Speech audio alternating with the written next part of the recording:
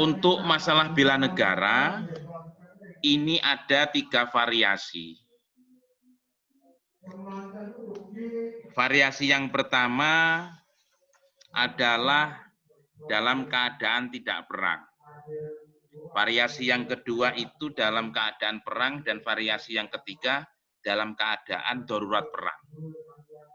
Nah, artinya bila negara melihat 3 variasi yang saya sampaikan ini, bentuk bela negara itu pasti berbeda-beda. Karena apa? Kita harus melihat kondisi saat ini, apakah negara Indonesia ini dalam keadaan perang atau dalam keadaan tidak berperang. Nah, ini saya tawarkan ke jenengan, kira-kira negara Indonesia ini dalam keadaan perang atau dalam keadaan tidak berperang? Mbak Ratri Kusumawardani apa, Mbak? Dalam keadaan perang atau dalam keadaan tidak perang Indonesia ini? Tidak berperang, Mbak. Dalam keadaan tidak berperang.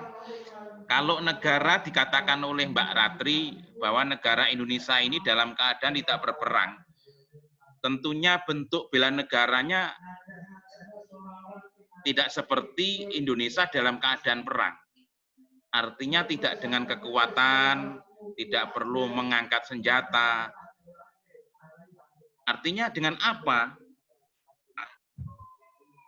Dalam keadaan tidak perang ini berarti bela negara itu secara undang-undang ya, nomor 23 tahun 2019 ya, yang telah ditetapkan oleh Presiden Jokowi di Jakarta, bahwa semua warga negara Republik Indonesia wajib melakukan pembelaan terhadap negara sesuai dengan tugas masing-masing atau sesuai dengan keahlian masing-masing. Yang petani, maka bela negaranya dengan apa? Produksi pertanian terkait dengan penguatan ekonomi pangan.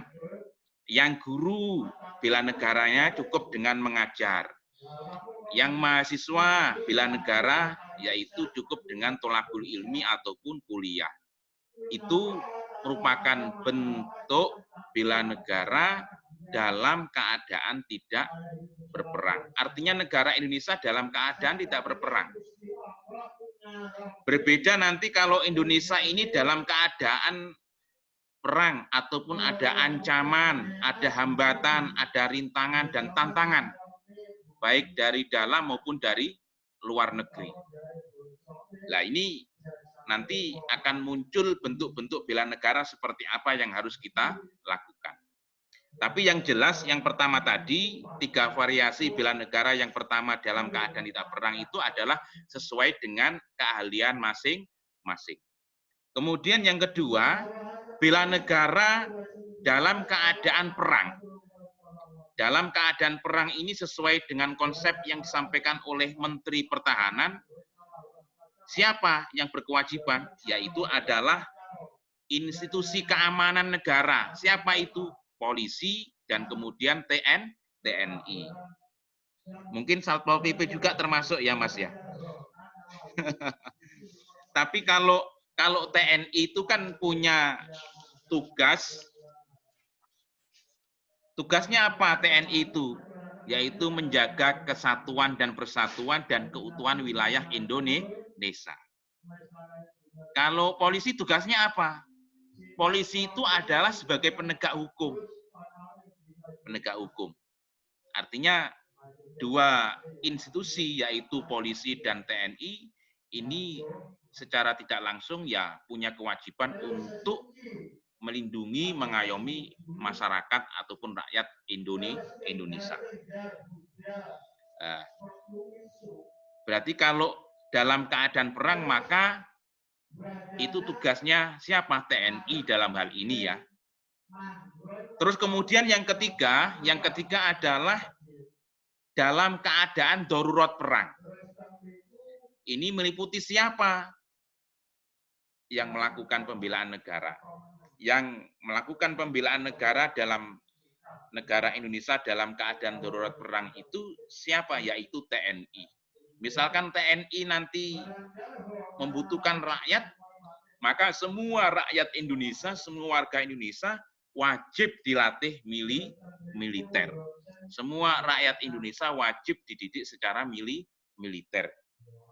Itu merupakan wujud dan bentuk dari bela negara ketika Indonesia ini dalam keadaan darurat perang. Semacam itu ya. Artinya di sini yang saya sampaikan terkait dengan bela negara itu ada 3 variasi. Artinya kita harus melihat kondisi dan situasi keadaan negara kita ini. Apakah negara kita ini dalam keadaan aman, dalam keadaan tekanan, atau dalam keadaan perang, atau dalam keadaan tidak perang. Ini kalau kita melihat politik dunia ini memang sangat ngeri sekali memang, termasuk Indonesia itu walaupun toh termasuk negara yang bukan ngeblok, tapi Indonesia ini termasuk negara yang non blok ya. Artinya Indonesia itu selalu mengutamakan negosiasi dan selalu perdamaian. Tapi politik dunia itu kan kita tahu bahwa di sana ada negara-negara yang blok seperti Iran, kemudian seperti Syria, Cina, itu termasuk negara blok timur ya. Kemudian negara blok barat itu seperti Amerika, kemudian Australia dan negara Inggris ya, termasuk itu negara sekutu. Itu blok barat. Kemudian ada blok timur. Tapi kalau Indonesia ini termasuk negara yang non blok karena Indonesia itu selalu suka perdamaian. Sehingga Indonesia kan terkait dengan Pancasila ini selalu menciptakan persatuan dan kesatuan. Tapi gangguan-gangguan terkait dengan negara kesatuan Republik Indonesia ini sangat luar biasa, baik dari dalam negeri maupun dari luar negeri. Itu berarti merupakan tantangan, merupakan ujian, merupakan hambatan bagi negara kita. Mungkin dari 3 variasi ini terkait dengan bentuk bela negara, monggo yang perlu kita diskusikan ataupun yang perlu kita bahas dan lain sebagainya, silakan. Dan perlu saya sampaikan untuk UTS nanti tanggal 9 nggih. Tanggal 9 November. Tanggal 9 November kan gitu ya. Monggo yang mau tanya silakan. Silakan jenengan absen di chat room nggih. Mulai dari sekarang. Di chat room, Mbak.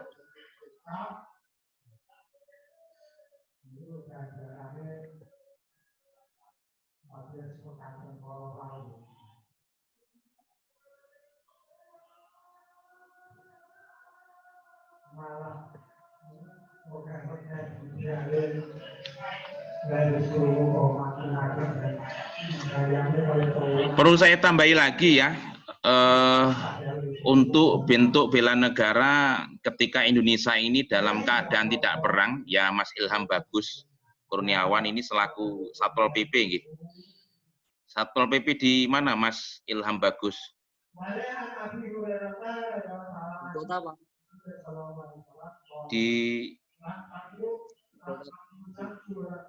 Di mana Mas Bagus? Mboten mireng, tidak dengar. Kediri, Pak. Kediri ya? Iya, Kediri. Oh, Kediri. Salam dengan Mas Zamzam Guntur ya, Mas Zamzam Guntur atau Mas Eko.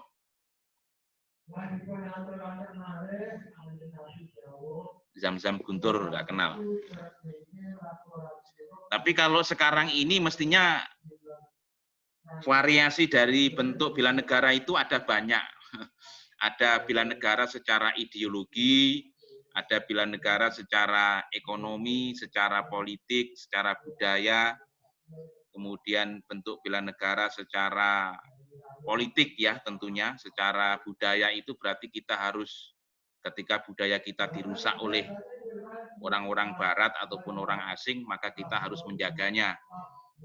Dengan kita menjaga budaya, tradisi yang ada di negara kita, menjaga, melestarikan, mempertahankan budaya yang lama, kemudian mengambil budaya yang baru, ini termasuk bentuk daripada bela negara. Karena Kaidahnya jelas, yaitu al-muhafadzatu 'alal qadimi sholih wal akhdhu bil jadidil aslah. Yaitu apa? Melestarikan budaya atau menjaga budaya tradisi yang ada di negara kita. Itu termasuk bentuk bela negara. Terus ada lagi bentuk bela negara. Bela negara secara ekonomi. Tidak korupsi, itu juga termasuk bentuk bela negara sebenarnya. Kemudian membeli makanan di warung-warung kecil ya, Mas. Bela dan beli. Saya sering ngopi di warung kopi yang kecil, warung kopi yang ada di pinggir jalan. Itu juga termasuk bentuk dari bela negara secara ekonomi. Secara ekonomi ya semacam itu.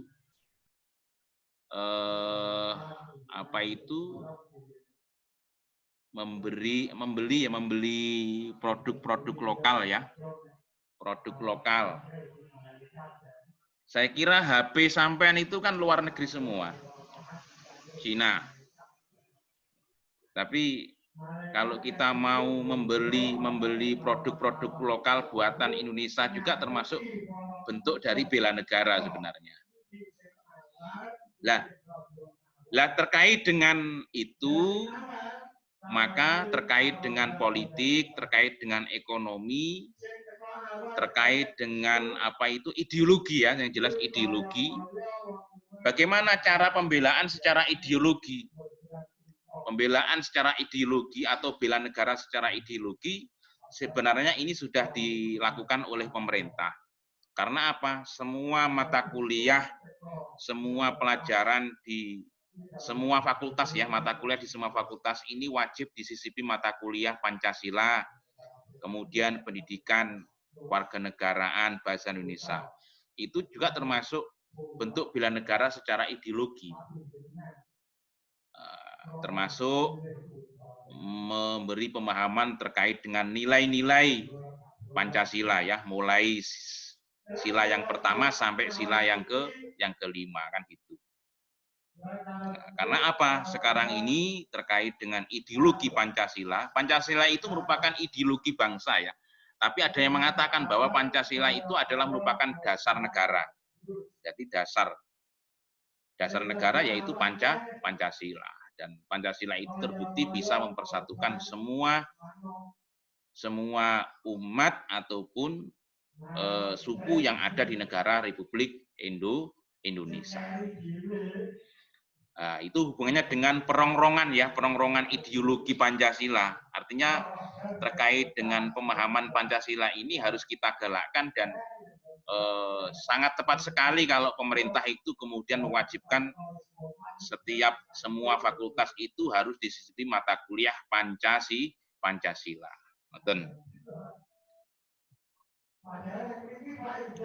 Nah, terus kemudian bela negara secara politik. Nanti tanggal berapa itu bulan Desember kan ada pilkada di Kediri ya, pemilihan bupati ataupun cabup ya, pemilihan calon bupati dan wakil bupati. Ketika sampean mau menjadi peserta pilkada ataupun pilbub ya, peserta pilbub, itu juga secara politik bahwa jenengan melakukan bentuk bela negara. Mungkin semacam itu ya, saya simpulkan bahwa bela negara kalau menurut saya itu ada 3 variasi ya. Yang pertama tadi adalah bela negara dalam keadaan tidak perang, kemudian bela negara dalam keadaan perang, bela negara dalam keadaan darurat perang. Nah, itu sehingga memunculkan bentuk bela negara yang tidak sama. Mungkin hanya ini yang dapat saya sampaikan.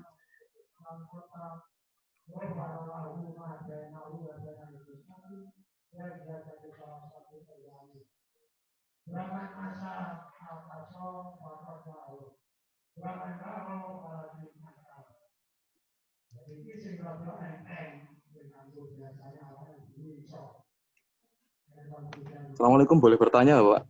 Monggo, Mas. Oke, mohon izin ya, Pak. Siap. Izin bertanya. Kan sekarang ini era digital dan kemudian perkembangan sosial media juga semakin pesat. Nah, apalagi sekarang dominan dari penduduk Indonesia itu juga kaum milenial, Pak. Nah, kalau melihat perkembangan politik yang sekarang ada antara partai, antara pemerintahan dan non-pemerintahan sangat timpang sekali, Pak. Nah, ini kita sebagai pemuda yang tiap hari bergulut dengan sosial media, kalaupun kita ada kritik yang sekiranya sebenarnya kita niatnya kritik membangun kepada pemerintah, apakah itu juga termasuk dalam bela negara, Pak?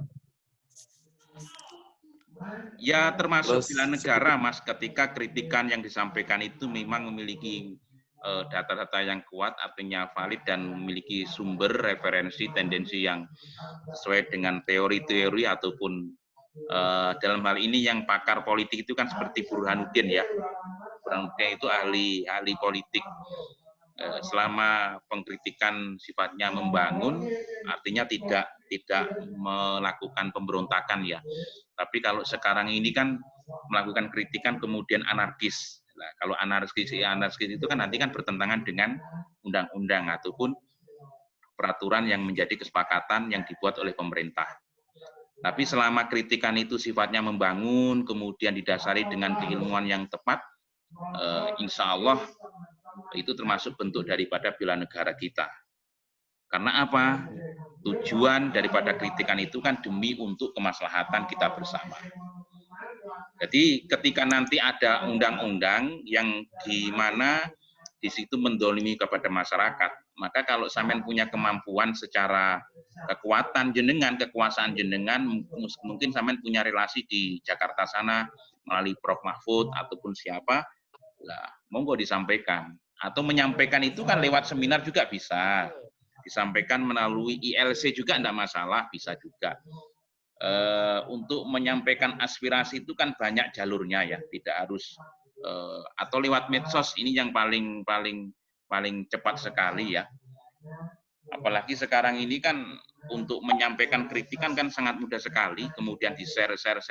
Tapi yang harus kita waspadai itu adalah agar kritikan yang kita sampaikan itu jangan kemudian dipelintir. Nah, ini nanti akan menjadi sebuah fitnah.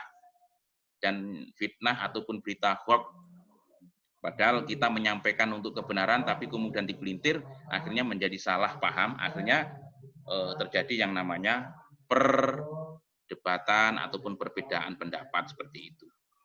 Itu Mas Afif Nur Fahmi, nggih. Nggih, cuman kalau melihat perkembangannya juga banyak aktivis yang ternyata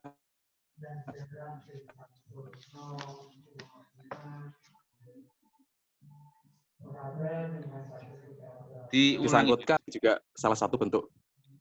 Nggih.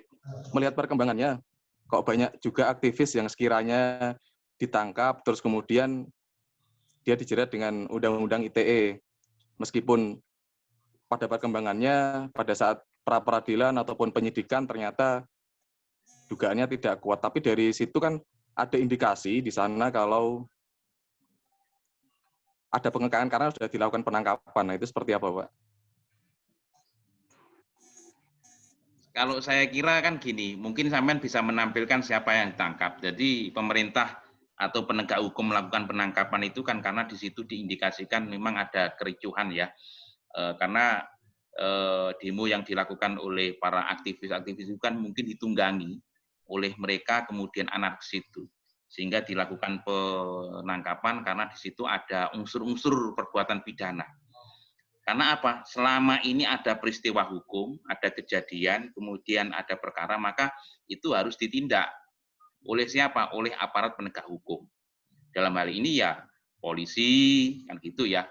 Nanti bisa naik ke jaksa dan ke hakim, kan gitu. Nah, terkait dengan penangkapan boleh mengajukan pra-peradilan. Terkait dengan penangkapan itu apakah sah atau tidak?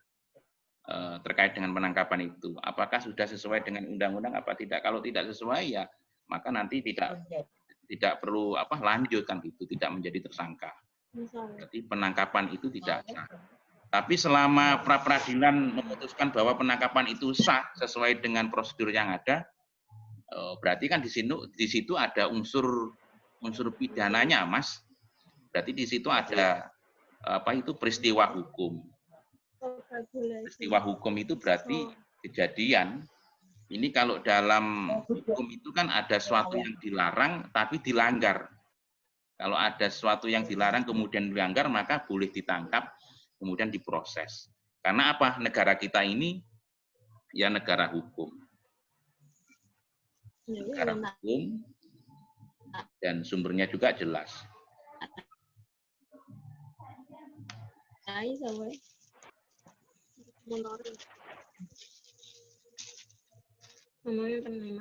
Gimana Mas Habib? Iya, Pak. Ya deh, emang anune kirim aku biasa tatawane kanca-kancaku. Enggak. Harus sudah bakulan. Halo, nggih, Mbak. Cukup nggih? Sudah absen ini, sudah saya absen. Makaten saya harus pindah di semester 3B1. Ngoten, Assalamualaikum warahmatullahi wabarakatuh. Waalaikumsalam warahmatullahi wabarakatuh. Pak, mau bertanya. Pak.